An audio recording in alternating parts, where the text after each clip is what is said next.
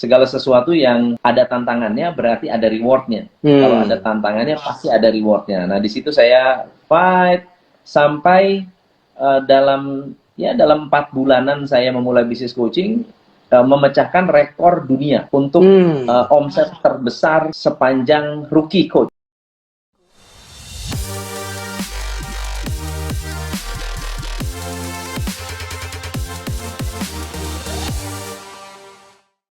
Hari ini kita akan live ya bersama dengan Coach Tom ya teman-teman. Kalau sering lihat Coach Tom ya di YouTube-nya beliau selalu ngomong soal salam pencerahan. Dan hari ini kita akan ngobrol juga guys tentang jurus jitu bisnis berkembang di masa pandemi ya. Yang tentunya kita hari ini akan belajar dengan Coach Tom ya terkait dengan bagaimana sih jurus jitu untuk bisnis bisa berkembang di masa pandemi. Teman-teman kalau lihat beliau sering sekali memaparkan teknik-teknik bisnis ya, teknik-teknik keuangan ya, dan juga beliau juga sampai sering saya juga lihat di YouTube-nya beliau ngomong soal sedekah dan macam-macam, dan very insightful guys. Dan hari ini kita akan ngobrol langsung dengan beliau ya, seorang yang juga saya kagumin ya, Coach Tom ya, dimana kita hari ini akan membahas soal jurus jitu bisnis ya berkembang di masa pandemi ya. Oke, tanpa berlama-lama saya akan undang Coach Tom untuk masuk ke podium ya, supaya kita bisa langsung ngobrol ya. Oke, hari ini kita mau ngobrol-ngobrol soal coach nih coach. Hari ini soal apa? Boleh. Ini ya, tadi kan kita buat topik hari ini tentang jurus jitu bisnis berkembang ya, terutama di masa pandemi. Yakin dan percaya teman-teman yang hari ini nonton gitu ya, juga banyak juga yang mungkin pengen tahu nih coach, kan kondisinya pandemi dan kawan-kawan gitu ya, bagaimana kita bisa menyikapinya kondisi pandeminya. Nah, tapi sebelum kami nyampe ke sana coach gitu ya, sebelum kami ngomong soal jurusnya gitu ya, kami biasanya senang sekali coach kalau kami bisa mendengar gitu ya, enggak tahu sudah atau belum, cuma saya kalau di apa namanya di YouTube-nya coach kan banyak ngasih tips bisnis gitu ya. Nah, mungkin kita pengen ngulik-ngulik nih coach, mungkin kisah boleh. Dari Coach Tom nih sampai sehebat sekarang ini kisahnya seperti apa coach, kalau boleh diceritakan coach. Ya, kalau kisah saya, background saya 5 tahun itu pekerjaan pertama saya itu profesional di airlines. Di airlines 5 tahun. Lalu kemudian saya beralih mulai dari nol lagi di biro perjalanan. Kira-kira 11 tahun lah di biro perjalanan. Dalam perjalanan di biro perjalanan itu sebetulnya yang menurut saya yang banyak pembelajaran, dan pembelajaran itu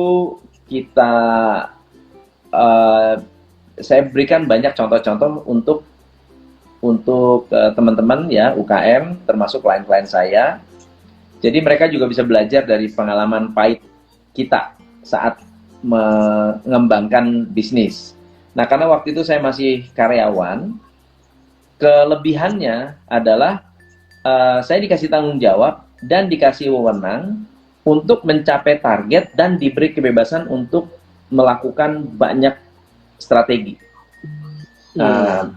Karena kebebasan itulah saya melakukan banyak sekali strategi, ratusan strategi. Kalau ada apa namanya list strategi, kalau saya buat list total itu, misalnya untuk people development kita sudah melakukan bisa jadi 60-70 strategi. Untuk operasional mungkin 80-90. Marketing itu 140 strategi marketing. Keuangan bisa jadi 40-50 strategi keuangan. Dan targetnya adalah untuk transformasi. Karena waktu itu saya di biro perjalanan dari omset cuma ya kecil banget sampai triliunan, dari yang bukan apa-apa sampai IPO, dari bukan apa-apa sampai franchise. Bahkan setelah saya keluar, saya masih mengcoach biro perjalanan itu sampai bisa ngembangin bisnis franchise-nya. Jadi saya dapat banyak sekali pembelajaran justru pada saat saya masih jadi karyawan. Nah, 2006 saya pergi ke Amerika mengambil franchise dari US, franchise business coaching dari US ke Indonesia, dan 2006 itulah saya memulai bisnis yang saat itu tidak populer. Tidak ada yang kenal, ya namanya pun asing, kemudian tidak terlalu menarik karena konsultan lebih menarik daripada coaching. Karena konsultan itu kan menyelesaikan masalah real, ya, menyelesaikan masalah yang real. Coaching itu kan kayak awang-awang ya, kerja cuma nanya-nanya doang, gitu. Lalu kemudian tidak ada background pengusaha, bukan Bob Sadino, gitu kan? Wah, ini bukan Bob Sadino, bukan konglomerat, bukan apa, ngapain mengcoach saya seorang pengusaha yang sudah puluhan tahun gitu. Nah itu apalagi waktu itu relatif usia saya masih muda gitu ya. Dan ya di situ kita nggak berhenti. Segala sesuatu yang ada tantangannya berarti ada rewardnya. Kalau ada tantangannya pasti ada rewardnya. Nah di situ saya fight sampai dalam 4 bulanan saya memulai bisnis coaching, memecahkan rekor dunia untuk omset terbesar sepanjang rookie coach. Jadi anak baru nih, saya mencetak omset terbesar sepanjang sejarah bisnis coaching di dunia. Tahu-tahu masuk top 100 coach. 2009 masuk nomor 6, lalu kemudian ya di situ kita saya diminta untuk menjadi Chief Operating Officer di Indonesia gitu, dan membawahi menjadi coach Asia Pasifik. Jadi pelatih bisnis di Australia, Indonesia, Singapura, Malaysia, dan ya Indonesia. Gitu. Jadi kita mengcoach coaches baru lah yang ya gitu. Ya saya juga nggak merasa hebat amat. Ya cuma modalnya kerja keras aja. Sama merasa bodoh. Nggak boleh ngerasa pinter. Justru kalau ngerasa pinter kita nggak bisa berkembang. Yes. Jadi 2009 itu sudah sampai masuk ke number 6 ya coach ya. Sedunia ya coach ya, maksudnya dunia. 10 besar gitu ya untuk sedunia. Keren. Dan itu sampai diarahkan untuk mengcoach coach yang sampai dari Australia, sampai dari Malaysia dan kawan-kawan itu juga coach Tom yang lakukan. Wow, keren. Itu tapi maksudnya waktu itu sudah menggunakan bendera dari coach sendiri atau masih menggunakan bendera lain? Masih bendera franchise. Oh, bendera franchise ya. Itu saya membuat bendera sendiri 2009. Jadi Top Coach Indonesia itu lahir tahun 2009. Ya, brandnya 2009 itu kita mulai, kemudian dikembangkan terus ya sampai sekarang. Jadi almost mungkin sudah 11, 12 tahunan ya coach ya kurang lebih ya. Ya, 11-12 tahunan ya. 12 tahun. Wow, keren. Jadi perjalanan 11 tahun ini ya coach ya. Kalau tak lihat kan juga banyak pencapaiannya coach ya untuk TCI ya. Kalau tak lihat ya sudah ISO kalau tidak salah, terus juga luar biasa pencapaiannya. Itu gimana coach? Perkembangan selama 12 tahun itu apa coach yang dialami coach? Sebenarnya kalau di dunia business coaching itu Top Coach Indonesia ini visinya melahirkan 1 juta miliarder di Indonesia. Maka kita harus menjadi lembaga yang bisa menaungi banyak pelatih bisnis. Kita sudah mensertify lebih dari 150 pelatih bisnis. Makanya kita ini masuk, kalau di Indonesia, largest coaching firm di Indonesia. Kalau seluruh coaches yang kami certify itu dikumpulin jadi satu, kita jadi largest coaching firm. Tetapi di Top Coach Indonesia itu coaches kita diajarkan cara berbisnis. Makanya 90%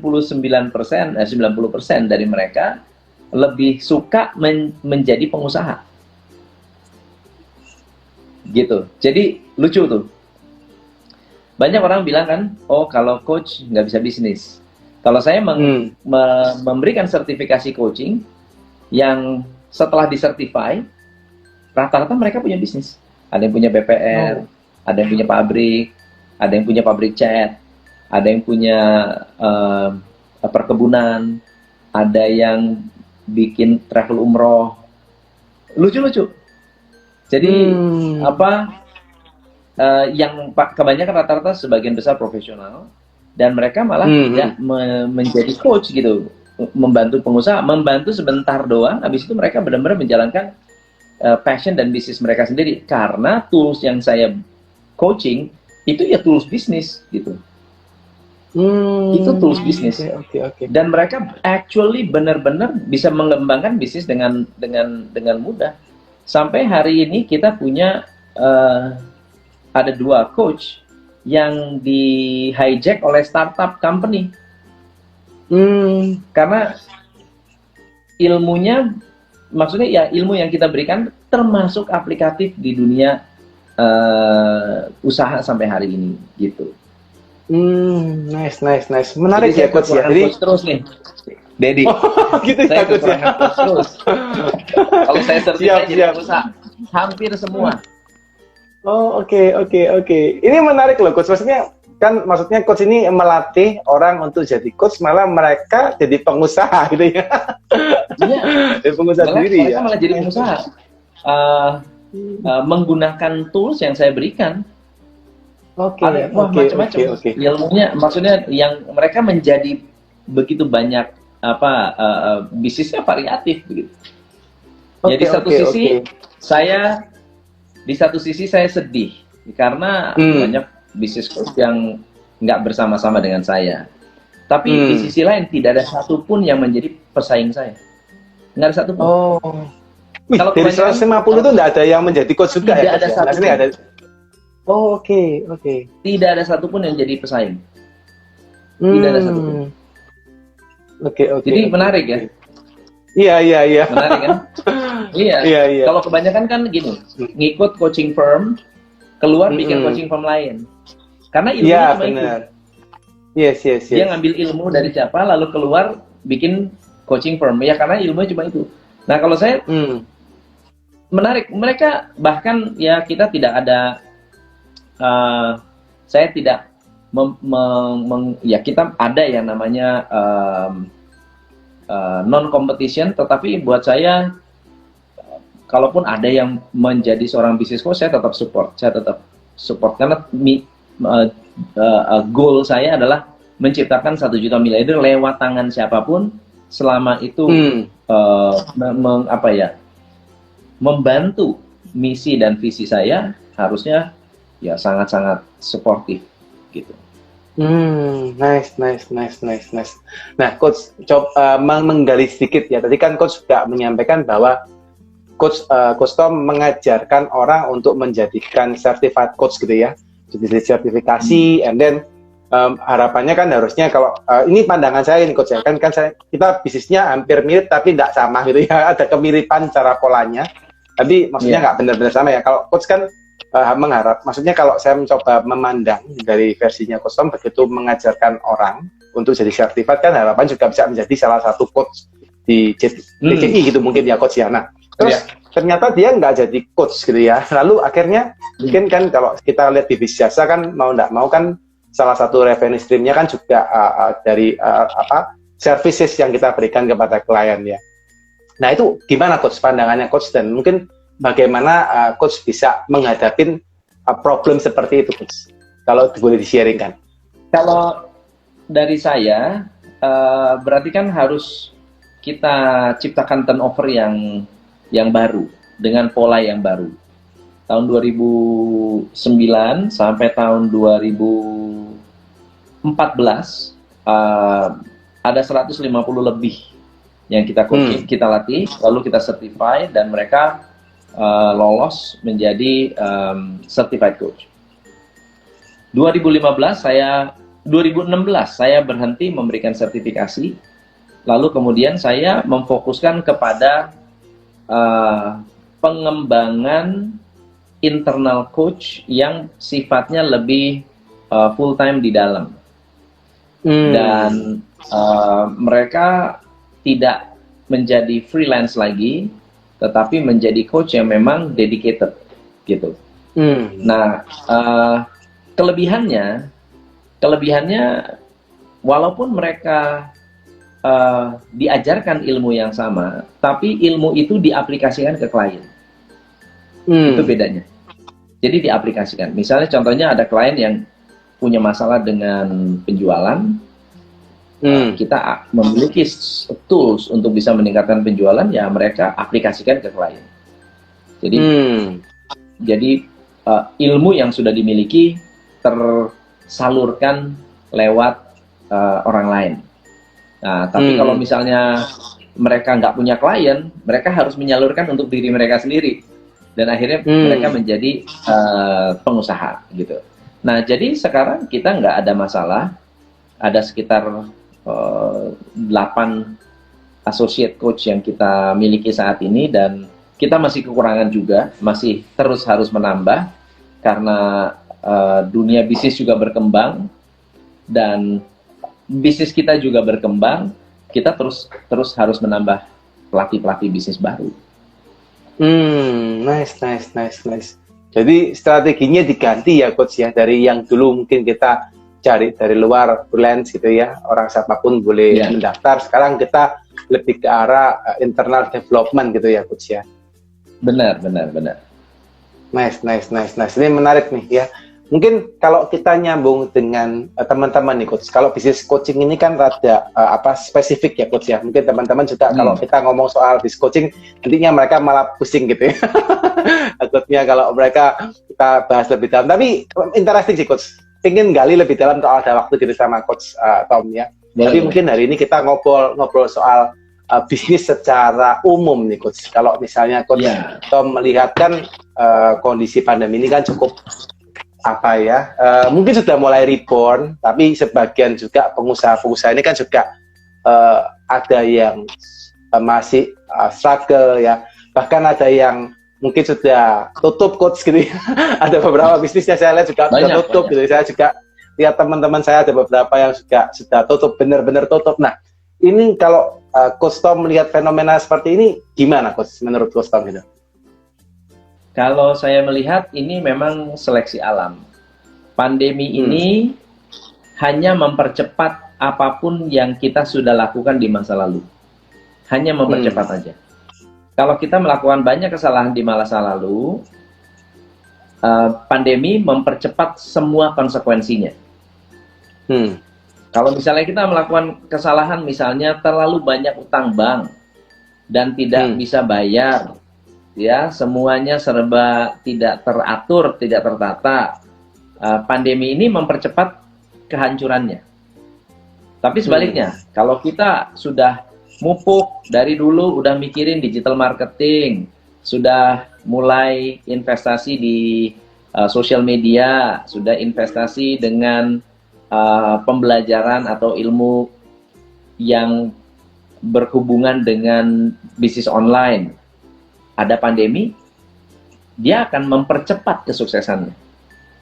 Jadi pandemi ini memang menjadi filter secara tidak langsung untuk 3 jenis bisnis. Yang pertama adalah bisnis-bisnis yang memang sudah tidak valid lagi. Tidak valid lagi. Kalau dipertahankan sudah tidak valid. Kalaupun kita paksakan hanya menghabiskan biaya. Yang kedua adalah bisnis-bisnis yang memang stabil. Bisnis-bisnis yang tidak diapa-apain pun dia stabil. Ada PPKM stabil, tidak ada PPKM stabil. Berkembang enggak? Turun juga enggak? Stabil aja. Nah, ini stabil. Ini bisnis bertahan nih, jangka panjang. Tapi yang ketiga adalah justru bisnis-bisnis yang bukan hanya stabil, bukan hanya bertahan, tapi melejit. Nah, bisnis-bisnis ini menjadi filter. Nah, contohnya ya, bisnis apa yang berkembang di masa pandemi? Bisnis yang berkaitan dengan 3S. Kalau saya bilang 3S. Yang pertama adalah yang bisa mendukung orang untuk jadi sehat.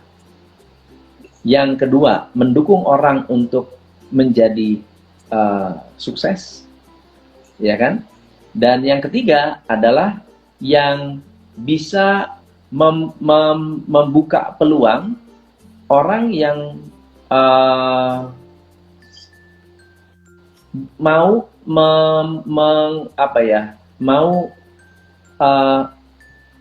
bukan hanya sehat, tapi juga sembuh dari sakit.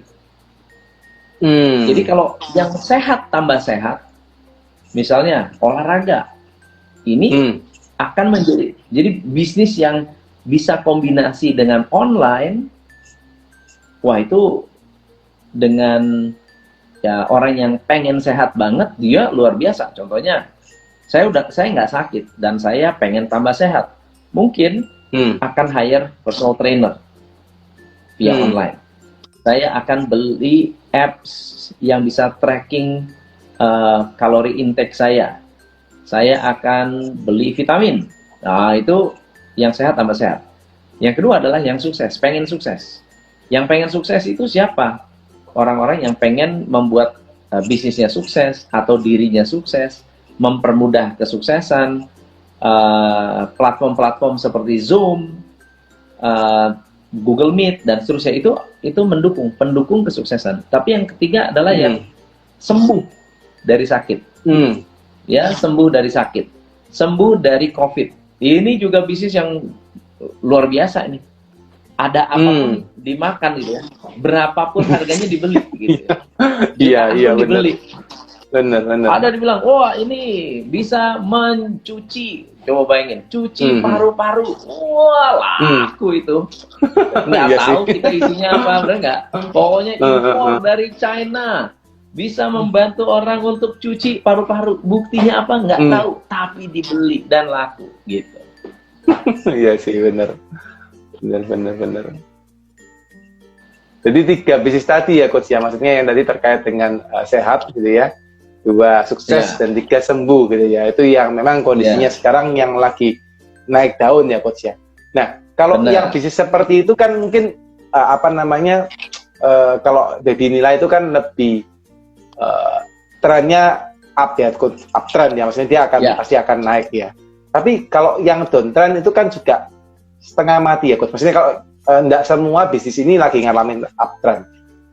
Kalau yang downtrend gitu, kalau dari versinya Coach gitu, apa sih Coach yang perlu teman-teman mungkin perhatikan kalau mungkin mereka sampai sekarang malah mereka gagal switching Coach, atau gagal pivot gitu ya, masih bertahan di bisnisnya sekarang dan berharap COVID ini bisa mereda gitu ya. Nah, apa Coach yang mungkin mesti mereka perhatikan dengan waktu awal-awal ya, waktu awal COVID, sebelum PSBB itu saya sudah mulai bikin live setiap hari, hampir setiap hari. Yes, sering nontonin saya mengingatkan teman-teman, hati-hati, jangan tutup bisnisnya. Walaupun PSBB, pemerintah bilang tutup, jangan sampai berhenti berbisnis. Karena kalau kita berhenti berbisnis, kita akan losing touch of the market. Kita akan kehilangan detak jantung pasar. Nah, banyak bisnis yang terlambat berubah. Bahkan sampai hari ini pun saya masih selalu mengingatkan ke teman-teman untuk jangan terlambat berubah. Nggak boleh terlambat berubah. Ketika kita, misalnya contohnya ada resto ya yang memutuskan untuk berhenti, istirahat dan tidak lari ke online. Sementara yang lain, walaupun kantor tempatnya tutup, dia fokus ke online, berubah, belum pivot nih, dia masih hanya berubah channel aja, itu lebih bertahan. Kenapa? Karena namanya masih tetap diingat, marketingnya masih tetap berjalan, customer-nya masih tersentuh dengan mereka. Tapi yang berhenti total, bahkan ada perusahaan yang restoran chain nggak bisa buka di mall, tetap jualan lewat WA, Koki-kokinya mereka masakin untuk kita. Ada restoran Korea yang kita bisa pesen galbi dari koki orang Korea. Menurut saya itu benar dibandingkan yang nunggu. Ya nunggu aja deh, nanti kalau sudah pulih. Ya pulihnya nanti 2024 gimana? Kalau Iya, pulihnya itu tahun coach yang tahu. 2023 gimana? Bener. Betul nggak? Nanti deh kalau Mm-mm. COVID-nya udah, saya pikir ini paling 3 bulan. Gila, 3 bulan. Saya bilang nggak mungkin. Mm. Terus saya sempat berdebat ya, berdebat dengan salah satu pembicara di live juga. Tapi debatnya debat sehat lah ya. Yang saya bilang Yes, yes, bahwa yes. kalau dia masih bilang gini, ya ini kan namanya ini kan nanti kita ke new normal, dia bilang ke new normal. Saya bilang, nggak pernah ada new normal, nggak akan ada new normal. Inilah kondisi normal. Tidak ada new normal. Yang adalah ini adalah kondisi normal selama-lamanya. Saya bilang gitu. Kita harus bisa kerja di rumah. Itu paling bulan keempat ya, bulan keempat pandemi sejak PSBB. Bulan keempat itu saya menyampaikan itu. Semua orang harus bisa mengikuti pola hidup seperti ini. Nggak ketemu orang, karyawan kerja di rumah, kemudian kita harus bisa produktif walaupun tidak ketemu orang. Kondisinya seperti itu. Saya bilang gitu. Nggak mungkin. Bahkan ada yang debatnya begini. Nggak mungkin yang namanya orang itu bisa hidup tanpa pergi keluar. Tapi semua juga mau. Cuma nggak bisa. Saya bilang gitu. Mau, tapi nggak bisa. Jadi gimana? Bukannya hanya nggak bisa, beresiko. Apalagi ada orang tua, ada anak, wah kita pulang bawa virus, wah itu beresiko. Gitu. So, ketika kita losing touch of the market, orang-orang ini seharusnya selamat, tapi mereka tidak bertahan karena salahnya sendiri. Itu ada banyak sekali yang seperti itu. Karena salahnya sendiri. Di mana mereka berpikir, santai aja nanti kembali normal. Karena nggak akan terjadi normal, mereka pas mau mulai udah ketinggalan. Dan di situ kehabisan napas. Di situ mereka kehabisan napas. Lalu gimana caranya untuk mengembalikan itu? Kalau saya, by the way, selama PSBB, selama pandemi ini dulu, kemarin-kemarin saya hampir setiap, saya buka line. Saya buka jalur bantuan. Siapa yang mau diskusi dengan saya, jadi teman curhat untuk ngomongin bisnisnya supaya dapat insight atau dapat idea, dapat strategi. Karena saya juga cari informasi. Saya ngambil saya juga belajar dan ngobrol-ngobrol dengan teman-teman dari konsultan-konsultan luar, dari pembicara-pembicara luar. Saya tanya mereka, saya ngobrol sama mereka. Dan dapat insight itu bagus sekali. Wah, make sense ya. Orang yang lebih dekat, ada peserta workshop kita yang punya bisnis dengan China, dia cerita, datang ke kantor, ngobrol, dia beberin tuh, ini kejadiannya gini, Wuhan itu begini, kejadiannya kayak gini. Wah, saya bilang, wah luar biasa ya. Wah, ini saya harus sampai ini ke banyak orang. Nah, jadi saya buka line untuk bantu pengusaha yang mau konsultasi. Ya, di situ saya kasih banyak insight ya. Yang ngikutin hari ini ada yang naik 3 kali lipat. Yang ngikutin advice saya ada yang naik 3 kali lipat. Dan rata-rata survive. Gitu, wah untung saya ngikutin, untung saya follow, untung saya begini, untung saya begitu. Banyak banget. Nah, tapi ada juga yang merasa ya nggak ini deh. Saya nggak percaya. Kan aneh ya, sesuatu yang sakral seperti sholat Jumat, nggak boleh sholat Jumat, itu kan nggak mungkin selama-lamanya, dia bilang gitu. Ya udah nggak apa-apa, percaya aja. Nah, ketika ada yang sampai terpuruk banget, saran saya adalah melakukan restart. Tahun ini adalah tahun restart sebenarnya. Makanya temanya kita bisnis restart. Restart itu begini. Ibarat komputer, ya, walaupun bisnisnya masih sama, tetapi kita benahi, buang-buang semua file-file yang jelek. Kita restart. komputer kita supaya dikembalikan ke kondisi semula dulu. Dikembalikan di sehatnya dulu. Kalau bisnis itu di-nolin dulu. Di-nolin dulu aja deh. Saya pernah bahas tuh di live, the power of zero. The power of zero. Itu kalau orang mau berubah, di-nolin dulu. Coba kembali ke nol, tata kembali keuangannya, tata kembali karyawannya, tata semua. Kita nggak bisa bikin kue setengah jadi, ya kan?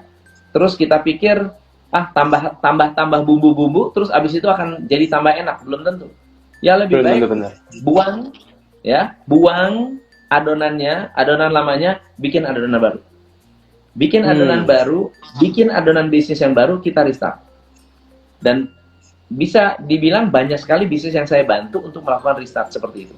Ada bisnis distributor, ada bimbel setengah mati, bimbel, ya. Ada bisnis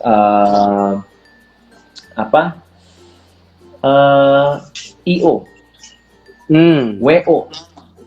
WO itu juga setengah mati. Bener. Kalau nunggu nggak bisa. Kita harus restart. Mampunya berapa? Lihat kondisi customer. Saya contoh ya, ada salah satu wedding organizer yang saya coaching, lalu kemudian dia bilang gini, wah coach, gua nggak bisa gini caranya. Kenapa? Karena customer kita, kita nggak bisa, semua penawaran kita 100% ditolak. Semua penawaran kita 100% ditolak. Terus kemudian saya tanya, siapa yang paling tahu market kamu? Siapa yang paling mengerti market? Ya saya lah, yang benar. Kamu tahu market kamu? Yakin lu paling tahu market? Dia bilang, iya gue yang paling tahu. Saya bilang, salah, persepsi itu udah salah. Kenapa? Yang paling tahu market adalah marketnya sendiri. Bener. Yang paling tahu market adalah marketnya sendiri. Sekarang pertanyaannya, pertanyaan yang sederhana. Apakah gara-gara COVID orang menikah itu berhenti menikah? Berhenti nggak menikah? Harusnya enggak. Kalau harusnya kita bilang, oh berhenti menikah, berarti bisnis lu ganti, langsung ganti. Benar. Nggak ada poinnya dong dipertahankan, betul nggak ya? Oh nggak coach. Kemungkinan sih masih ada. Udah ngobrol dengan orang yang mau nikah nggak? Saya tanya. Ya mereka rata-rata bilang nunda. Oke. Di mana orang yang real nikah, bukan yang nunda. Jangan ngomong sama yang nunda dong. Itu bukan market kita. Kita mau ngomong sama orang yang nikah. Di mana? Ya di KUA, di gereja, ya di wihara. Lu minta daftar orang yang mau nikah, yang pasti nikah dan ada tanggalnya. Tongkrongin tuh, ajak ngobrol. Kamu pestanya gimana? Ajak ngobrol dong. Setiap hari juga ada yang nikah. Saya bilang gitu. Di KUA tiap hari ada yang nikah. Pertanyaannya, lu pernah nanya nggak sama mereka? Mereka itu nikahnya gimana? Pestanya gimana? Budgetnya berapa? Gila coach, gua kagak masuk akal. Gua nggak masuk maksudnya nggak kebayang, nggak kepikiran harus begitu. Ya. Itu gunanya coaching. Itu gunanya coaching sebenarnya. Bener. Ya. Nah, dia lakukan, dia jalanin. Ternyata banyak para pengantin yang punya budget ratusan juta, 300 juta, 400 juta, 500 juta, nggak bisa dipakai budgetnya. Karena hotelnya nggak bisa, ya, ngundang orang banyak nggak bisa dipakai budgetnya. Terus pertanyaannya adalah, kamu nikahnya di mana? Ternyata nikahnya di mana? Di halaman rumah. Pertanyaannya berikutnya adalah, butuh saya nggak? Butuh WO nggak? Ya butuh lah, kalau lu bisa ngikutin budget gua kan. Betul nggak? Nggak perlu 300 juta di belakang rumah. Bisa nggak? Banyak yang nggak mau. Banyak yang nggak mau. Saya bilang, kalau lu ambil dan lu start dari nol, anggap lu bangun bisnis baru dari nol, namanya nikah dari rumah. Atau nikah virtual. Apapun namanya, lu mulai dari nol, anggap itu terjadi. Survive dia. Survive. Cateringnya survive, bunganya survive, MC-nya survive, musiknya survive, dekornya survive, gitu. Itu yang sempat telat tuh, sempat telat pivot, back to zero, kembali ke zero deh. Coba anggap lu nggak punya bisnis, lu restart. Saya bilang gitu. Nah, buat banyak orang di luar sana merasa sayang dengan bisnisnya. Mereka sayang, wah masa sih harus begitu, masa sih saya harus begini, masa sih harus saya tutup. Ya, saya sih nggak bilang tutup ya, saya nggak harus minta teman-teman untuk nutup, tetapi Anda harus ngitung ulang, harus ditata ulang, coba diperhatikan lagi, bener nggak, bisa nggak, gitu. Makanan juga sama, bisnis kuliner juga saya sempat menyampaikan bisnis kuliner kalau kondisinya begini terus dan tidak berubah bisa hancur. Bisa hancur bisnis kuliner. Bisnis kuliner itu bisa hancurnya gimana? Karena kalau nggak berubah ya, kalau nggak lari ke online, kalau tetap mempertahankan ngotot mau orang itu datang, itu akan sulit. Nanti satu titik akan kembali orang boleh berkeliaran itu pasti. Tapi sambil nunggu kita udah habis napas, betul nggak? Sambil nunggu kita udah habis napas. Nah jadi akhirnya ya saya bilang akan bahaya. Kenapa? Karena tren di luar sana ada satu habit baru. Nama habitnya adalah makan di rumah, order online. Udah mulai bosen order online karena kayaknya hampir semua menu yang ada di Gojek, di GoFood udah dicoba semua kan gitu. Semua menu yang ada di Instagram sudah dicoba semua, dites semua. Sekarang waktunya mereka pasti harus berhemat. Gimana cara berhemat? Ya masak di rumah. Masak di rumah. Nah, kalau semua orang mulai masak di rumah, saya sekarang mau apa? Mau bikin ayam pek camke ya bikin sendiri. Mau belado Padang ya bikin sendiri, bikin aja semua sendiri, gitu. Jadi nyari resep dari internet ya, nyari resep dari itu saya masak, tuh udah selesai. Rasanya ya enak juga, nikmat juga, gitu. Yes. Menarik. Ini satu hal yang luar biasa ya Coach ya, bahwa pemikiran restart dari nol ini yang memang nggak banyak pengusaha mikirin, Coach. Karena mungkin sebagian dari mereka masih ketanggungan dengan beban atau dengan ibaratnya momotan gitu, Coach ya. Kalau sudah terlanjur kapalnya kegedean, mereka mau restart dari nol, momotan sudah banyak, akhirnya mereka bakal nggak sempat mikir ke sono, Coach. Yang sempat dipikir mungkin bisa ngurangin kos gitu ya, atau mereka cari omset tambahan ya. Tapi how about Coach? Misalnya kayak tadi ya, Coach ceritain soal WO tadi ya. Yang dia pivot dari yang nggarap misalnya wedding besar dengan omset yang mungkin bisa ratusan juta, and then dia harus ganti ke wedding yang di belakang taman tuh, di taman belakang gitu ya, dengan mungkin omset yang kan lebih kecil. Nah, bagaimana dengan mungkin momotan-momotannya sudah ada di belakangnya ketika dia harus start dari nol? Kan gini, saya kalau workshop satu workshop audiensnya itu rata-rata bayar 4 juta, 5 juta sekali datang. Betul ya? Untuk satu hari atau 2 hari workshop. Benar nggak ya? Sama nggak dengan WO? Dimana saya juga nggak bisa ketemu orang, ya kan? Nggak bisa bikin offline event, bener nggak? Sama aja kan? So, kalau misalnya WO, dia nggak bisa manage 300 juta event satu malam, berarti dia harus 30 juta event 10 buah.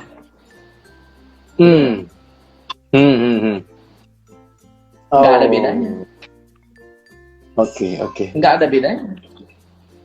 Terus saya tanya, kalau kamu memang ada berapa banyak event yang kamu bisa handle dalam satu malam untuk satu event wedding? Ya satu. Paling satu Sabtu, satu Minggu. Dan rata-rata kan seperti itu. Saya bilang di COVID-19 akan muncul sebuah tren baru namanya weekday wedding. Weekday wedding. Nggak membutuhkan nunggu Sabtu atau Minggu. Orang semuanya work from home. Ya nggak ada yang datang juga. Mau hari apapun boleh. Ya kan? Apalagi di rumah sendiri. Oke. Terus kalau misalnya kalau kamu weekday event, berapa banyak yang kamu bisa handle? Kalau weekend kan cuma satu. Dalam 7 hari itu cuma satu weekend. Kalau weekdays kan ada 5. Jadi mungkin nggak kamu replace itu? Masuk akal ya bisa. Sama aja gitu. Ini kembali kepada masalah bagaimana kita bisa merestart dan melakukan terobosan-terobosan yang mungkin orang nggak pikirin. Nah, kemarin waktu itu saya juga sempat, waktu belum ada virtual event, maksudnya virtual exhibition, nggak ada tuh. Saya ada salah satu teman saya yang teman lama lah, yang bikin franchise expo kan nggak bisa. Terus saya tanya, kenapa nggak lu bikin virtual expo? Wah, mana bisa. Nah, itu masalahnya. Begitu kita bilang mana bisa, berarti lu sudah losing opportunity. Sama seperti kalau gua bilang, nanti orang nggak boleh ke gereja. Mana bisa? Ternyata kejadian kan? Nah, orang yang tadi bilang mana bisa, 1 tahun kemudian ada sebuah website yang melayani virtual event, virtual wedding, virtual exhibition, virtual graduation, virtual trade show, virtual virtual gathering, ada virtual. Saya bilang nih, lu lihat nih, ini bisa virtual. Oh, bener ya. Coba gua ikut omongan lu dari dulu. Saya bilang ya, udah telat. Udah telat. Startnya sudah ketinggalan ya coach ya, mau nggak mau akhirnya sudah banyak yang lakukan juga akhirnya. Benar, makanya saya selalu bilang kan bahwa ya COVID ini kesempatan. Tapi kesempatan buat siapa? Kesempatan buat orang yang memang niat untuk melakukan perubahan, yang mau melakukan transformasi atau perubahan. Kalau nggak niat, nggak mau berubah ya nggak ada poinnya. Gitu. Oke. Nice. Oke, Coach Tom, ingin menggali lebih dalam nih Coach, kalau diizinkan gitu ya. Coach Tom kan sering mengajarkan kan soal transformasi bisnis ya. Kapan tadi saya juga sempat ikut beberapa 1 atau 2 eventnya Coach yang mungkin beberapa bulan yang lalu, kalau tidak salah saya ikut waktu itu. Masa? Serius? Ikut Coach. Serius, masuk di WA di Zoom. Dengerin Coach, tapi tidak muncul muka. Saya waktu itu lagi sambil ngapain, saya dengerin gitu. Terus apa namanya? Belajar sama Dedi nih sistemasi ini. Nah, harus belajar sama Coach Tom ini. Jauh lah sama Coach Tom. Nah, apa nyambung yang masalah bisnis sih Coach? Maksudnya transformasi bisnis gitu ya. Nah, mungkin kalau dari sisinya Coach Tom selama menjadi bisnis coach lebih dari 10 tahun ya, udah mungkin kan dari alhamdulillah dari awal kan tambah lebih lama lagi gitu ya. Nah, apa sih Coach? Maksudnya kalau dari sisinya Coach itu, menurut Coach yang paling susah untuk mentransform bisnis itu di sisi mananya Coach? Kalau boleh di-sharing dari versinya Coach. Aspek dari transformasi bisnis itu ada 5 aspeknya ya. Aspek yang pertama adalah dari mentalnya si business owner. Bisnis bisa bertransformasi kalau mental business owner-nya berubah. Dari mental pedagang menjadi mental pengusaha. Ya, kalau pedagang itu hanya memikirkan profit. Kalau nggak profit, namanya bukan investasi. Nah, pengusaha itu dia ada memikirkan dagangnya, tetapi sebagian pikirannya juga untuk jangka panjang. Suatu saat bisa nggak nih bisnis ini nggak jalan sama saya, berjalan tanpa saya, nggak usah ada saya tetap berjalan.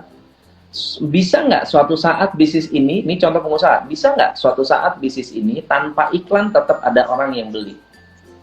Bisa nggak bisnis ini tanpa karyawan tetap bisa beroperasi? Bisa nggak bisnis ini tanpa customer yang datang gitu ya, kita tetap bisa melayani? Itu pikirannya business owner. Nah, kalau pikiran itu belum bisa bertransformasi, maka yang harus bertransformasi adalah pikiran business owner-nya dulu. Yang kedua adalah transformasi keuangan. Transformasi keuangan itu berarti orang ini harus memahami betapa pentingnya memiliki angka-angka yang dianalisa, memiliki informasi, keputusan yang didasari oleh laporan keuangan. Itu yang kedua. Yang ketiga adalah marketing. Transformasi marketing berapa arti buat seorang business owner? Ya, transformasi ini dia kita tidak bisa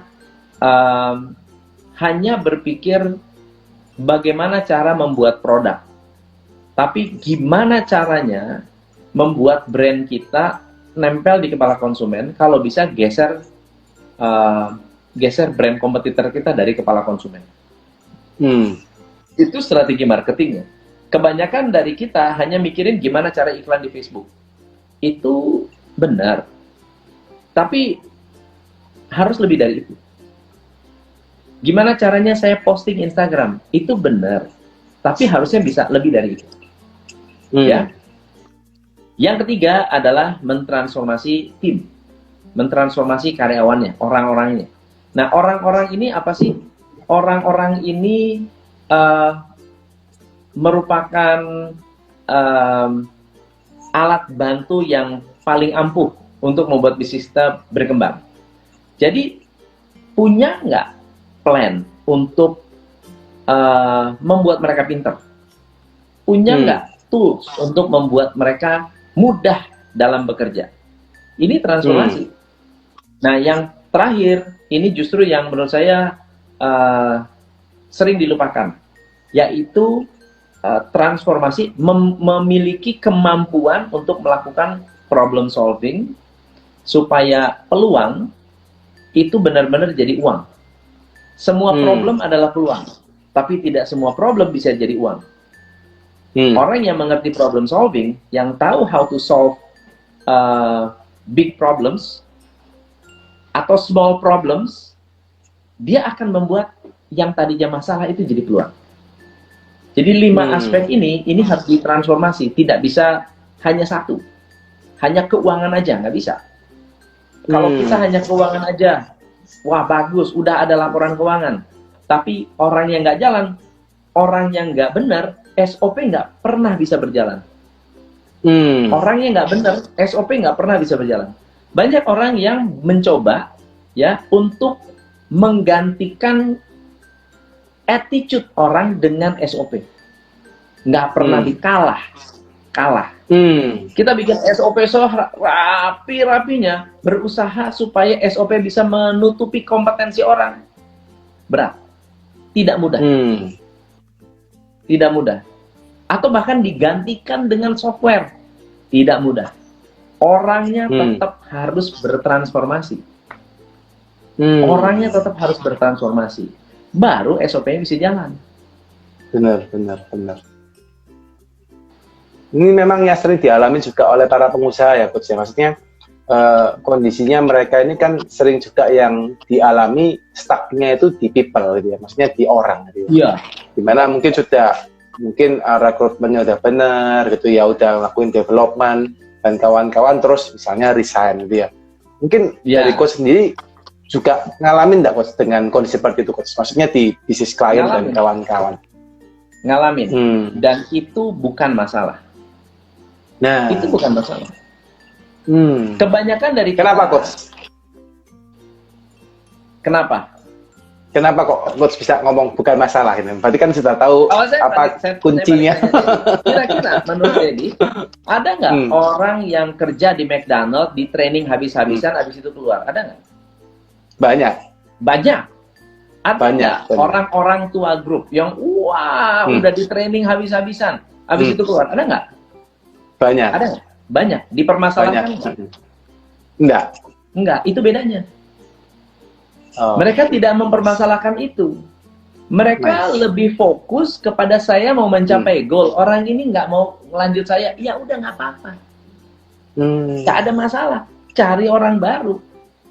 Tidak dipermasalahkan. Kebanyakan dari kita, UKM, baru ngasih training 1 kali, ya, baru kasih pelatihan 1-2 kali, berpikir bahwa pelatihan itu akan merubah hidup karyawan tersebut, lalu kemudian kalau karyawan itu keluar akan jadi konglomerat seketika hanya karena gara-gara 1 training. Itu nggak akan terjadi, nggak bakal terjadi, ya. Dan merasa bahwa rugi banget kalau saya training karyawan, mengeluarkan misalnya hari ini mengirim karyawan untuk ke kelasnya Dedi Sidarta, berapa biayanya kalau ikut webinarnya Dedi? Berapa, Ded? Macam-macam, Coach. Ya mungkin jutaan ya kali ya. Paling murah murah bisa jutaan. Paling murah. Paling murah mungkin 500 ribu. Paling murah. Investasi 500.000 rugi bener rasanya. Bener nggak ya? Padahal karyawan itu sudah menghasilkan mungkin puluhan juta buat perusahaan. Masa keluar 500.000 rugi, bener nggak? Karena takut kalau saya kasih training 500.000 ini resikonya membuat karyawan saya keluar. Bukan berpikir bahwa kalau saya invest 500.000, karyawan tambah pinter, kerjaannya akan tambah efisien, saya bisa mendapatkan return 5 juta dari karyawan kita yang tadi di training 500.000, itu sudah balik modal berkali-kali lipat. Plus, ditambah lagi, kalau misalnya kebaikan hati kita diterima dengan baik oleh karyawan itu, karyawan berubah dan menjadi makmur, kita menanamkan karma baik untuk orang itu. Karma itu tidak akan pergi, nggak akan lari. Karma baik itu tidak akan pernah lari dari kita. Jadi kalau saya punya kesempatan melatih karyawan saya 100% keluar, saya akan dapat 1000% balik. Dari karma baik yang saya berikan untuk karyawan saya. Atas dasar niat baik. Tapi sekarang sebaliknya, kalau atas dasar niat buruk kita menjalankan bisnis, jangan latih karyawan saya. Kalau saya latih dia keluar. Niat buruk, karmanya juga buruk. Pasti karmanya juga buruk. Begitu. Nah, perusahaan besar kenapa bisa jadi besar? Karena mereka memikirkan hal-hal besar. Dia nggak mikirin hal kecil. Dia nggak mikirin hal kecil.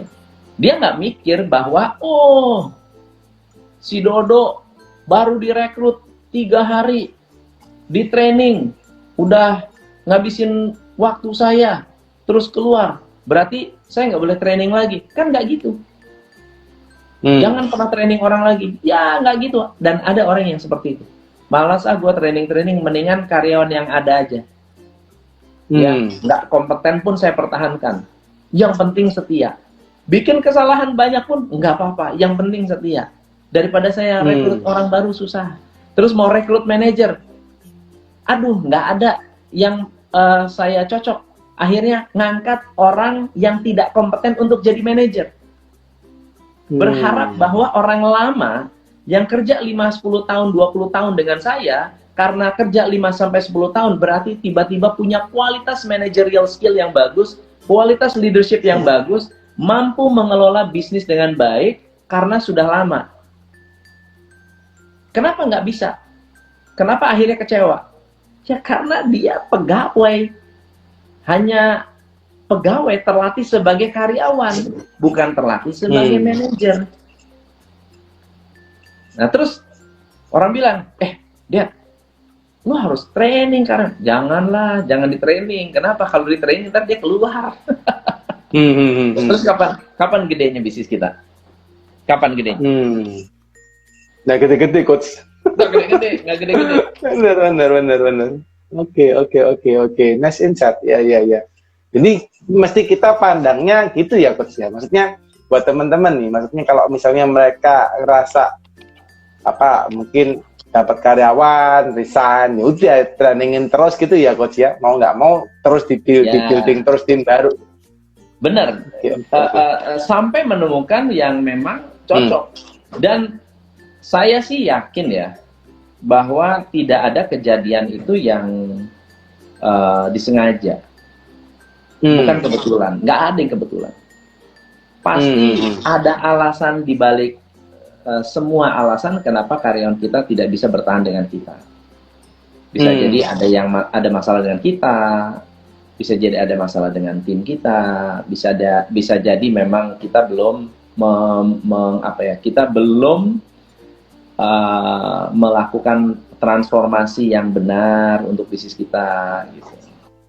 Selama kita masih mempermasalahkan hal kecil, bisnis kita nggak bisa gede.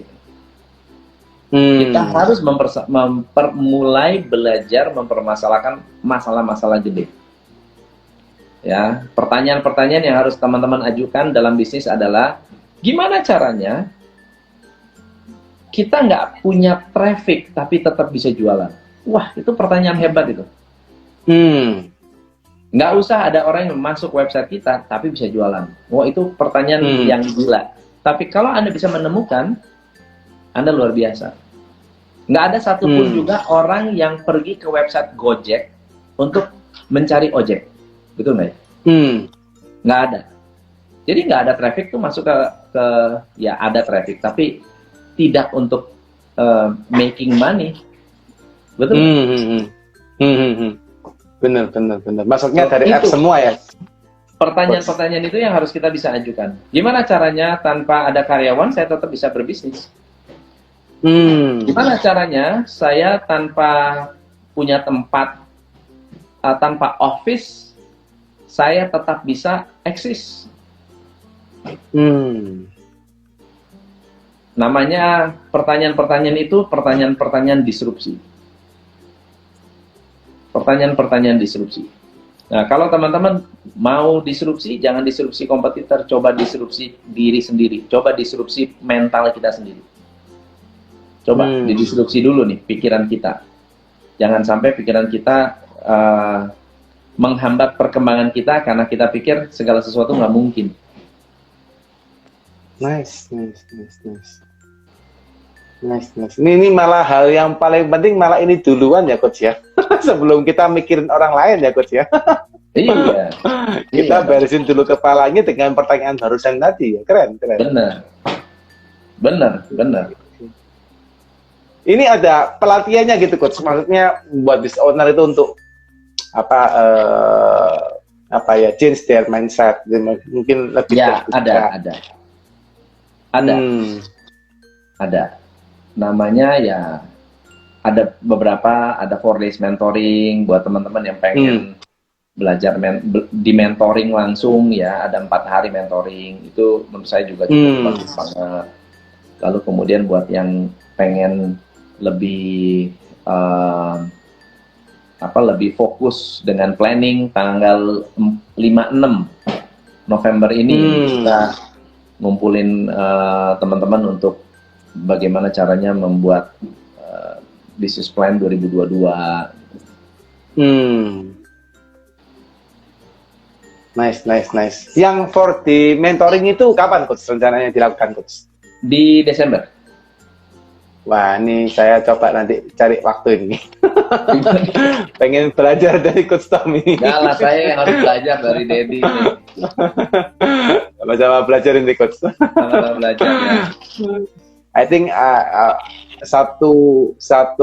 beberapa insight yang menarik ya dari Coach Tom tadi ya terkait dengan mindset buat teman-teman ya.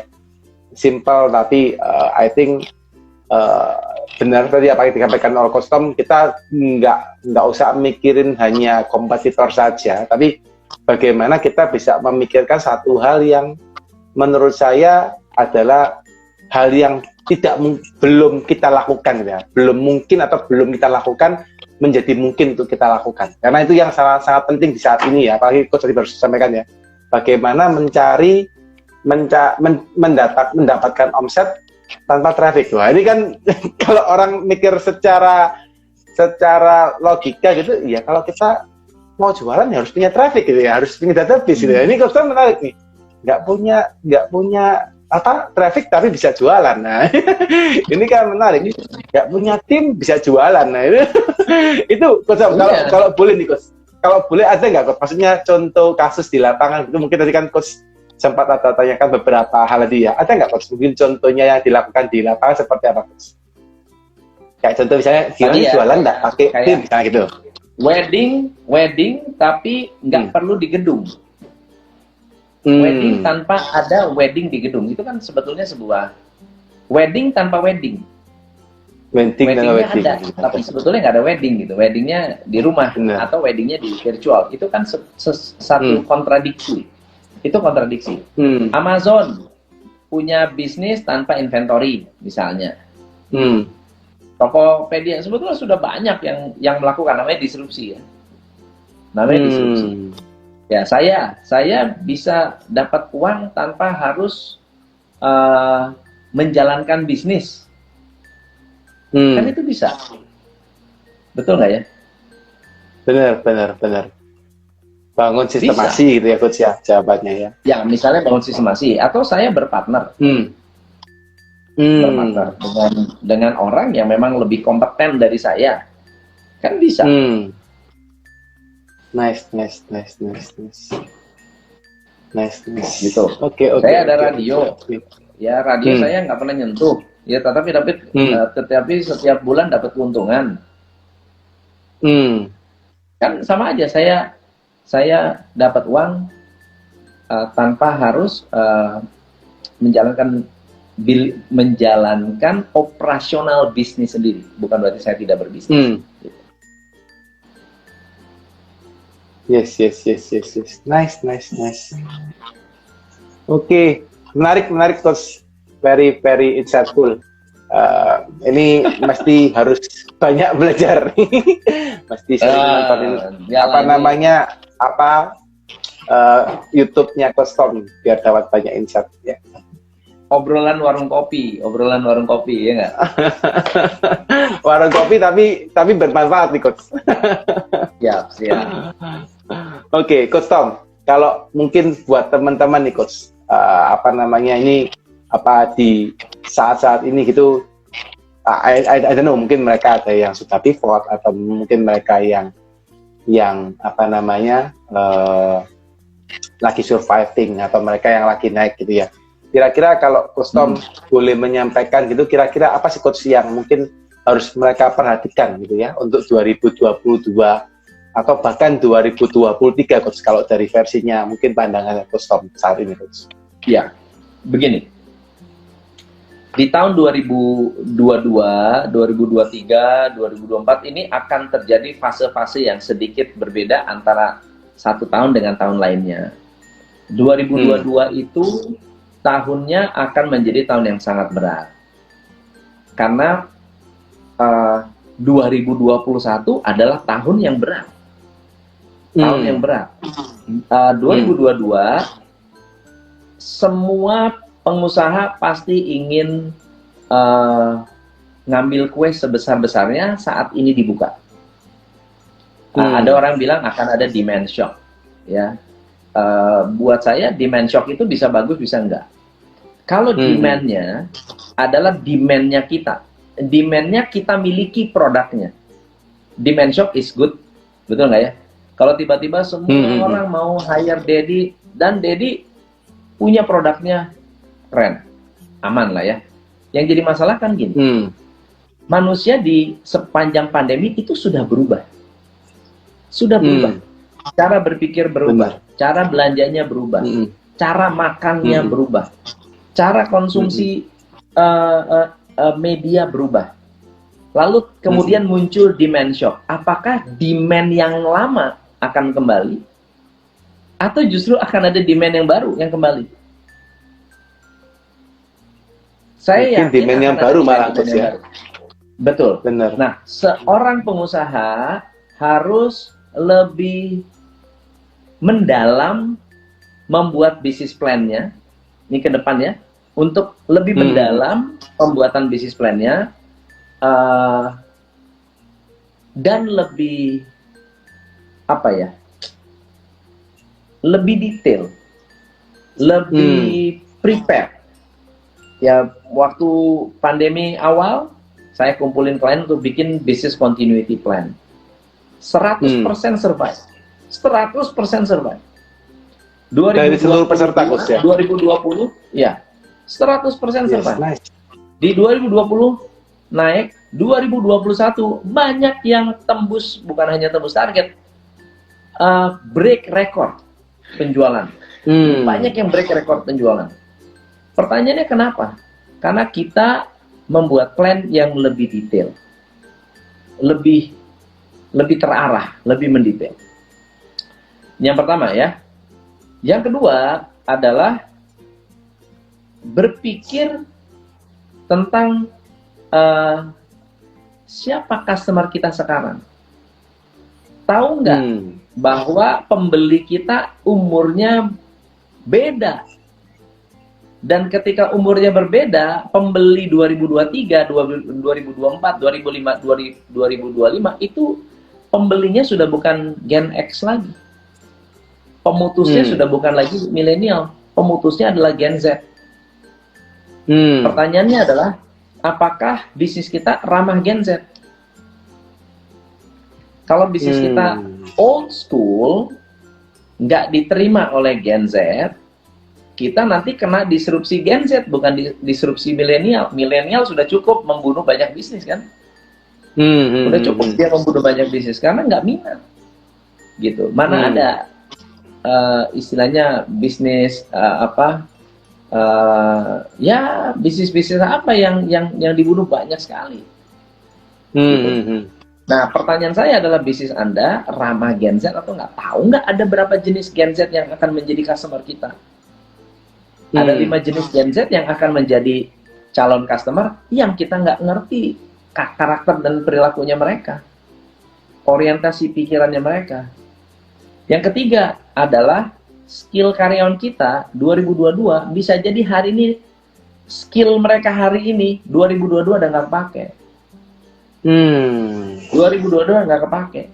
Cara kerja mereka seperti itu nggak kepake. Attitude seperti itu, disiplin seperti itu nggak kepake. Niat boleh baik, tapi bisnis itu kejam kalau tidak bisa memenuhi kebutuhannya mereka. Kejam sekali. Bisnis itu, apalagi netizen itu super kejam.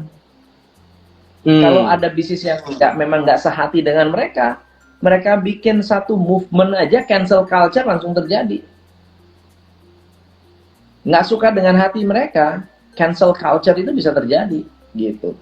Jadi faktor yang ketiga adalah skill karyawan. Makanya kalau di perusahaan-perusahaan besar ya, multinational companies, mereka ada yang namanya reskilling. Reskilling itu adalah ilmu atau adalah strategi yang akan mendukung karyawan kita menghadapi masalah baru di bisnis mereka. Reskilling. Dan setiap bidang itu reskillingnya berbeda. Gitu ya. Dari sisi karyawan, apakah karyawan kita masih relevan ilmunya? Saya sekarang tahun ini retraining karyawan kita luar biasa.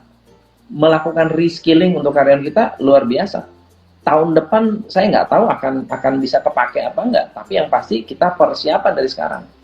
Nah, banyak bisnis yang nggak pernah memikirkan, nggak kepikiran, malah berpikir begini, oh Coach Tom bikin materi full year plan, pasti sama dengan tahun lalu. Itu kan dodol, nggak mungkin sama dong, bener nggak ya? Masa kita planning tahun lalu disamain dengan planning tahun ini? Nggak sama. Tahun ini pasti nggak sama. Beda pasti. Pasti beda. Nah, yang keempat adalah teknologi. Teknologi akan memainkan peranan yang sangat besar. Actually, almost all business harus menjadi technology business. Semua bisnis harus menjadi technology business. Harus ramah teknologi, harus menggunakan teknologi, harus memperkenalkan teknologi, harus bisa diakses oleh teknologi.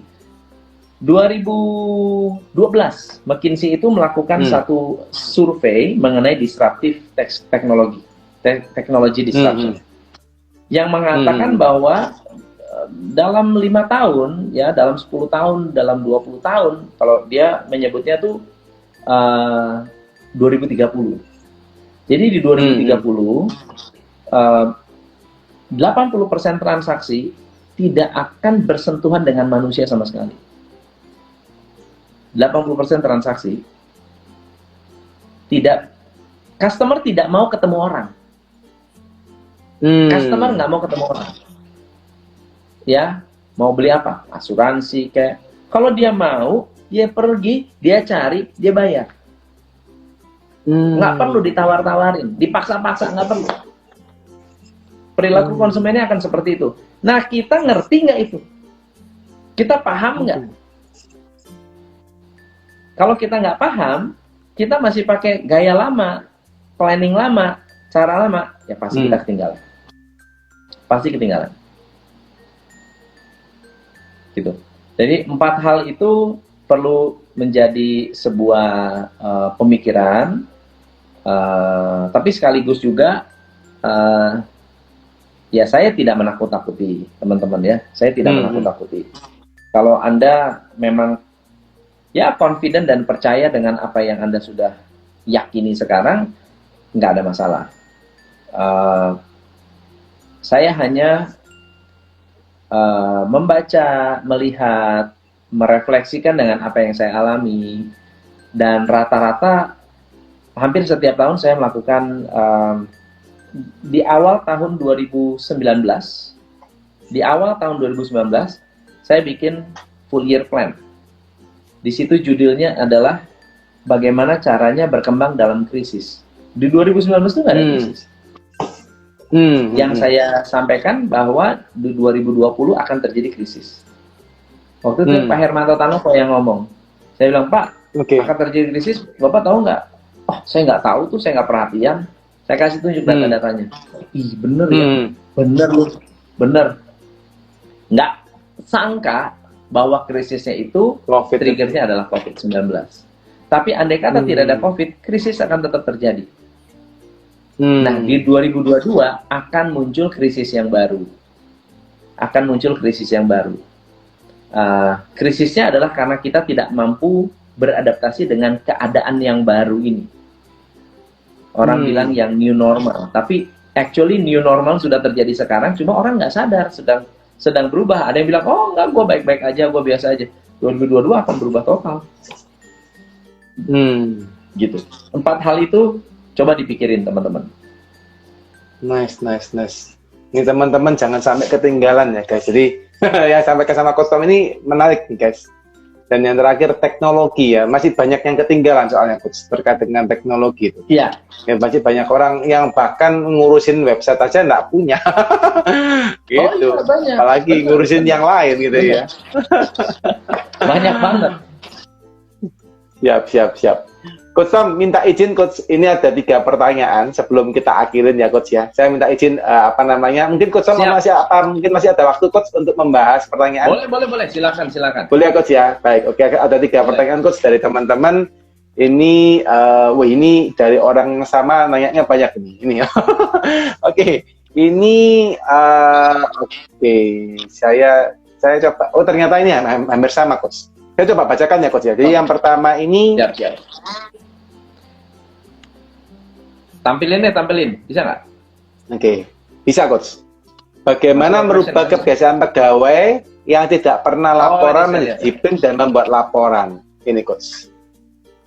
Bagaimana merubah kebiasaan pegawai yang tidak pernah laporan menjadi disiplin membuat laporan? Caranya adalah membuat laporan yang simple dan tidak perlu mikir. Kalau bisa mengawinkan kegiatan yang ada dengan laporan itu. Misalnya contohnya ya, absen. Daripada tanda tangan harus bikin absen, ya ganti dengan fingerprint. Kan tetap absen juga. tetap ada laporan, tetap laporan bisa keluar. Atau misalnya kalau di kita dulu banget sebelum ada teknologi ya, artinya kalau sekarang saya sudah bisa pantau semuanya dari rumah. Penjualan harian, penjualan jam-jaman saya bisa lihat dari rumah.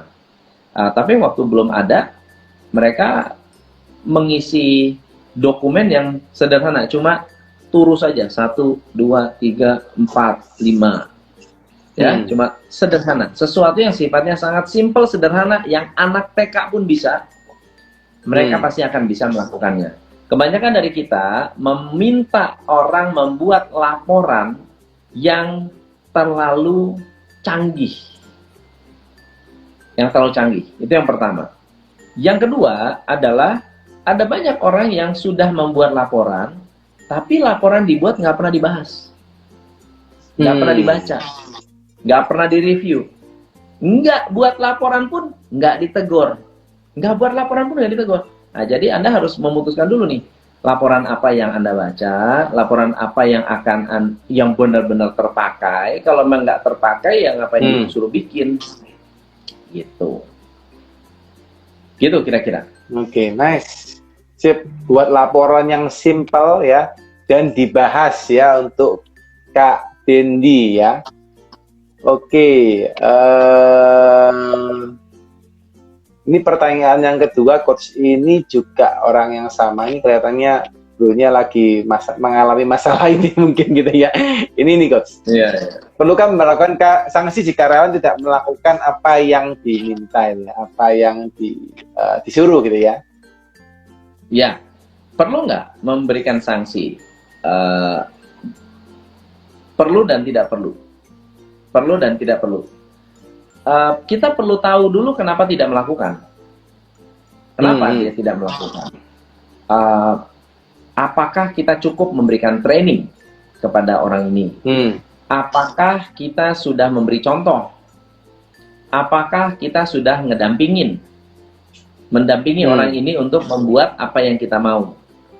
Kalau training udah, SOP sudah ada, contoh sudah ada, didampingi sudah ada, dibuktikan dia bisa, lalu kemudian dia tetap tidak mengerjakan, berarti niat. Dia niat tidak mengerjakan. Nah, dalam hal ini mungkin bukan punishment. Karena apa gunanya menghukum orang yang memang niat untuk berbuat salah? Dihukum pun dia niat. Dia dihukum pun akan tetap melakukan hal yang sama, begitu. Buat apa?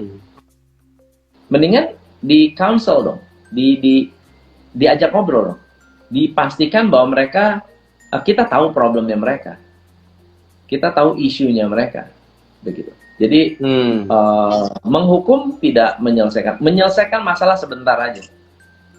Setelah itu akan ada masalah baru. Atau ada karyawan lain yang bermasalah, terus kita harus menghukum lagi karyawan yang lain.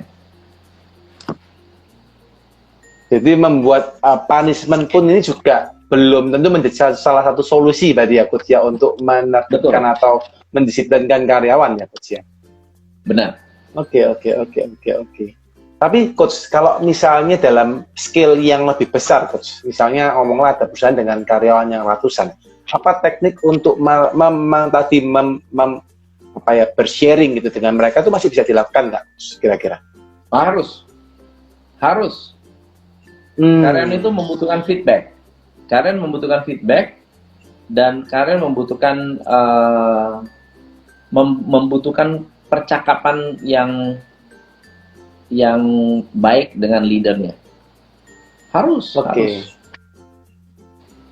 Jadi tetap harus dilakukan, Coach. Nggak bisa by system semua, tetap nggak bisa seperti itu ya, Coach ya? Nggak bisa. Ya, tetap ada interaksi, ada komunikasi, itu sangat penting. Coba Anda pikir Anda punya anak, ada sistemasi aja tuh anak, jangan diajak ngomong. Bisa nggak? Nggak bisa juga. Nggak bisa. Iya sih. Pasti tetap ada momennya kita harus ngomong sama anak kita. Sistemasi penting, tapi ngomong juga penting. Oke. Mau nggak mau tetap harus bisa ngobrol ya Coach ya, meskipun nggak Harus, tiap hari harus. tetap ada momennya gitu ya. Siap. Iya.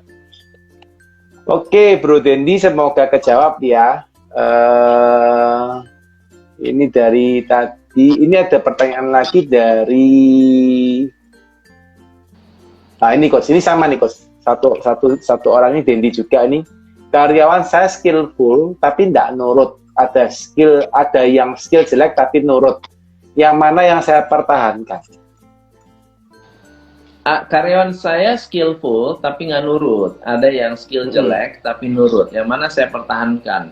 Dua-duanya dipertahankan. Dua-duanya dipertahankan. Nah, untuk yang skillful tapi nggak nurut, tempatkan di mana nggak nurut itu nggak masalah. Tempatkanlah di tempat di mana tidak nurut itu nggak masalah. Jangan menempatkan di mana tidak nurut itu jadi masalah. Misalnya ditempatkan di operation yang kalau dia tidak nurut muncul defect. Ya, jangan taruh situ. Taruhlah di tempat di mana nggak nurut itu jadi oke, yaitu menjadi problem solver. Dia harus melakukan problem solving. Dia tidak mengikuti aturan, selama problemnya bisa diselesaikan, aman, baik-baik aja. Nah, karyawan yang skillful, yang tidak skillful tapi nurut, taruh di mana nurutnya dia berguna. Jangan mengandalkan skillnya, mengandalkan nurutnya. Diandalkan loyalitasnya. Jangan mengandalkan skillnya. Begitu. Oke. Tahan dua-duanya, Bos. Jangan di kemana-manain. Oke. Tahan dua-duanya ya Bro Dendi ya. Tinggal ditempatin pasnya itu gimana tuh ya. Tadi menarik nih jawabannya dari Coach Tom ya. Nanti kalau saya mau jawab yang ini Coach, salah satunya. Nanti luar biasa Coach Tom. Pandangannya luar biasa. Oke. Ini pertanyaan terakhir Coach Tom dari Kak Aulia Rahmat gitu ya. Apa saja perubahan perilaku manusia di 2022 dan bagaimana cara menyikapinya? Ini artinya harus dijawab sama Coach Tom ya di pertanyaan saya gitu ya, kalau nggak salah. Perubahan perilaku manusianya kita sudah tahu. Perubahan perilaku manusia tidak tahu, sudah tahu. Contohnya, kita akan menjadi lebih pragmatis di tahun 2022 dan seterusnya. Pragmatis itu artinya apa? Kita tidak akan beli kalau nggak butuh. Coba deh lihat. Ada nggak Anda iseng beli furniture? Iseng. Ada nggak Anda iseng beli komputer? Nggak ada iseng. Nggak. Beli karena butuh. Anda beli karena punya tujuan sesuatu terhadap benda itu. Kalau transaksi ya, kalau belanja. Yang kedua, perubahan perilaku berikutnya adalah karyawan kita. Karyawan kita itu harus bisa remote working. Harus bisa remote working. Harus bisa bekerja tanpa diawasi. Nah, gimana caranya? Ya, Anda harus bisa mendesain satu proses yang membantu mereka untuk bisa kerja tanpa harus diawasi. Kemudian contoh lain tentang perubahan perilaku adalah tentang teknologi, penggunaan teknologi, di mana ya basically segala sesuatu yang kita berapa banyak hal yang nempel dengan handphone kita untuk bantu kehidupan kita, ya kan? Itu teknologi. Nah, pertanyaannya lebih kepada apakah produk Anda ada di teknologi yang digunakan oleh customer kita, gitu. Jadi gimana cara menyikapinya adalah mengenal perilaku konsumen kita yang terdekat. Siapa yang paling dekat dengan kita? Coba tanya, apa sih problem mereka? Apa sih perilaku-perilaku yang harus kita kenali dari mereka? Begitu. Oke, nice. Thank you, Coach. Semoga kejawab ya, Kak Aulia Rahmat ya. Oke, saya rasa sudah kejawab semua. Oh, sorry coach, ada satu lagi coach, apa boleh coach ditanyain? Boleh. Dari Kak Rarlandi nih ya. Oke, yang terakhir ya coach Tom ya, minta izin coach Tom untuk pertanyaan terakhir Ya. dari kemarin. Hilang nih. Sebentar coach, tadi agak atas. Nah ini coach, terakhir ya guys ya, ini pertanyaan coach ya, biar coach juga nggak terlalu padat waktunya untuk live hari ini. Coach minta tolong tanya kalau ada usaha, bukan nih. Ya udahlah, ini terakhir lah ya. Coach minta tolong tanya kalau ada usaha sudah dipromosikan di IG dan iklan medsos lainnya, tapi usaha masih kurang berkembang. Gimana ya caranya untuk mengembangkannya, Coach? Oke, itu pertanyaan yang terakhir ya teman-teman ya, buat Coach Tom ya. Ya, saya harus tahu apa yang dilakukan di IG dan di sosmednya. Yang dilakukan apa? Saya nggak tahu. Karena gini, bisa aja sih kita bikin posting 1000 posting sehari, tapi sebetulnya tidak mengena atau tidak dibutuhkan oleh customer kita. Saya percaya banget dengan yang namanya kecerdasan market, kecerdasan pasar. Pasar itu kalau kita memposting sesuatu yang memang bermanfaat dan memang dibutuhkan, market akan ngerespon. Kalau nggak percaya, Anda coba repost konten yang sudah viral. Kan masuknya konten kita, masuknya ke konten kita kan, dan penonton kita juga sedikit kan. Anda posting konten yang viral. Yang viral akan tetap viral. Kenapa? Karena disukai dan dikonsumsi oleh orang yang banyak. Jadi, kalau memang sudah dipromosikan tapi tidak berhasil, berarti kita belum menyentuh kebutuhan yang memang dicari oleh konsumen kita.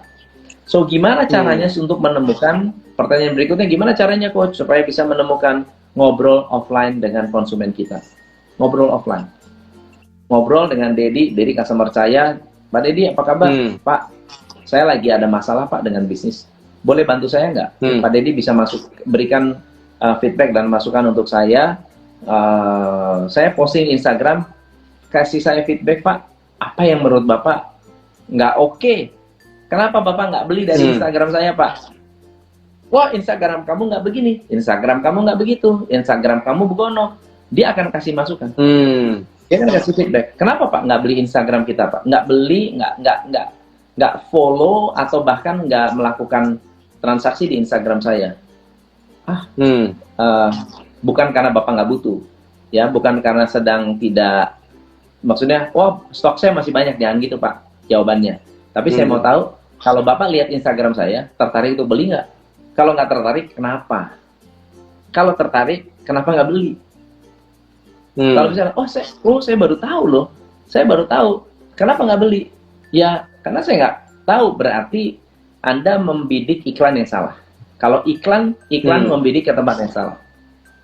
Kalau dia bilang, saya nggak gitu tertarik, yang harus dirubah apa? Yang tertarik kayak gimana?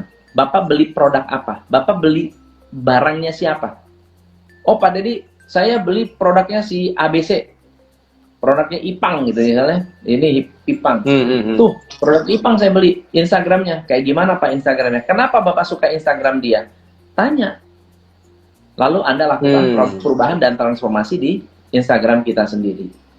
Nggak ada salahnya bertanya dengan konsumen kita. Jangan tanya ke konsultan, tanya ke customer kita. Customer itu bisa memberikan jawaban yang terbaik. Kalau ke konsultan tanya, gimana caranya bikin laporan keuangan yang benar. Nah, dia bisa jawab, customer kita bisa jawab. Benar. Gitu, Nice. semoga menjawab. Oke, semoga kejawab ya.